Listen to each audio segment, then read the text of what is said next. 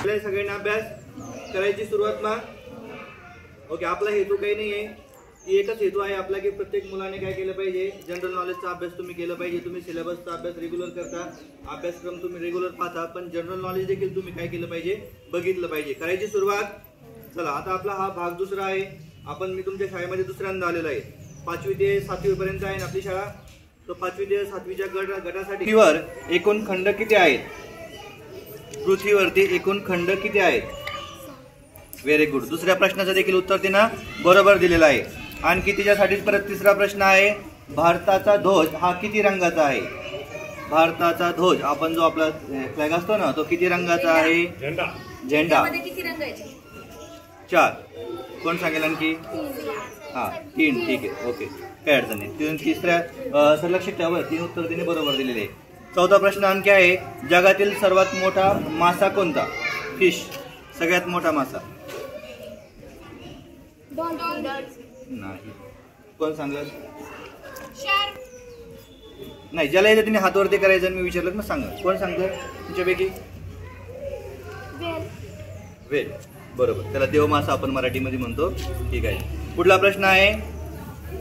महाराष्ट्र राज्याची राजधानी कोणती? महाराष्ट्राची, बरं आपण अगोदर भारताची विचारली, आता महाराष्ट्राची. Very good.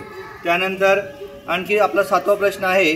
भारताचे जे राष्ट्रगीत आहे, आपण रोज राष्ट्रगीत म्हणतो, हे राष्ट्रगीत कोणी लिहिलेले आहे? त्याचे लेखक कोण आहे राष्ट्रगीताचे? रवींद्रनाथ टागोर. Very good. त्यानंतर 8 नंबरचा प्रश्न आहे. आपल्या देशाचा राष्ट्रीय खेळ कोणता? हॉकी. Very good.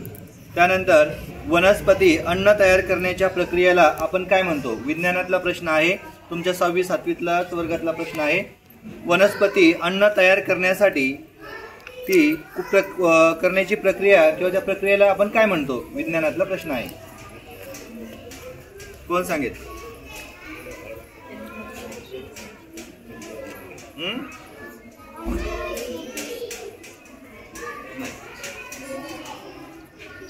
ठीक आहे, मी सांगतो, काही अडचण नाही. एखादा प्रश्न येत पण नाही. त्याला प्रकाश संश्लेषण असं म्हणतो आपण, म्हणजे ते अन्न तयार करण्याची प्रक्रिया आहे. त्यानंतर दुसरा शेवटचा आपला 10वा प्रश्न आहे. भारताचा संविधान दिवस आपण कधी साजरा करतो? भारताचा संविधान. Very good. याच्यासाठी क्लास वाजवा सगळ्यांनी. तुझं नाव काय पूर्ण? संजीवनी संजय राठोड. या विद्यार्थ्यांनी एकूण किती प्रश्नाची उत्तर दिली बरोबर? तू 9. बरोबर. ह्या विद्यार्थीने आपल्या जनरल नॉलेजच्या भाग 2 मध्ये एकूण 9 प्रश्नाची उत्तरं दिलेली आहेत. त्यासाठी आपण मुख्याध्यापक सरांच्या हाताने त्याला एक गिफ्ट देऊया त्या ठिकाणी.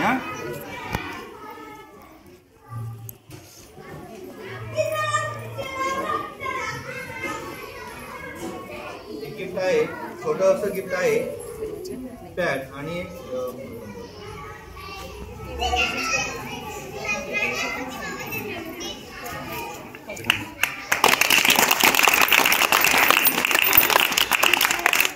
ओके. आता बाकीचे विद्यार्थी आणखी कराल तुम्ही अभ्यास सगळेजण? परत पुढल्या शनिवारी मी येणार आणि आणखी 10 प्रश्न काढणार. परत आणखी याच्यापेक्षा वेगळं गिफ्ट देणार मी तुम्हाला. चालेल? सगळे तयारी करतात? खूप खूप सगळ्यांचे धन्यवाद. सगळ्यांची